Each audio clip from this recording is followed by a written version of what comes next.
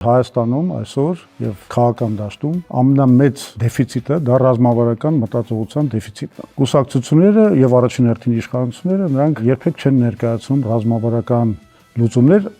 եւ չեն տալիս գնահատական ռազմավարական սպառնալիքներին, հետեւաբար չունեն նաեւ դրա լուծումները։ Հիմա ես օրինակ փորձեմ Իմ կարծիքով նշել, թե որն են այդ ամենակարևոր ռազմավարական սպառնալիքները Հայաստանի համար, բայց միջև այդ ուզում եմ մի անդրադարձ անեմ 2017 թվականին, որովհետև 2017 թվականին, եթե հիշում եք, Հայ ազգային կոնգրեսը միակ կուսակցությունն էր, որը առաջարկում էր խաղաղության ծրագիրը, մնացած բոլորի մոտ ձևական ինչ-որ բաներ էր գրած, Պետրոսյանը եկավ եթեր եւ դա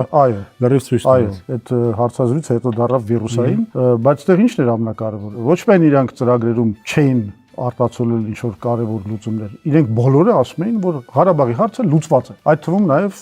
այսօրվա իշխանավորները Նիկոլ Փաշինյանի գլխավորությամբ։ Պարզվեց, որ մենք զգուշացնում էինք պատերազմի աղետի մասին, որտեղ ունեինք ռազմավարական հաշվարկներ, եւ ցավոք սրտի պարզվեց, որ մենք ճիշտ էինք։ Ստացվեց, որ հենց ռազմավարական մտածողության պատճառով մենք այս աղետների մեջ ընկանք։ Հիմա էլ մենք անում ենք այդ վերլուծությունը եւ տալիս ենք ռազմավարական սպառնալիքները։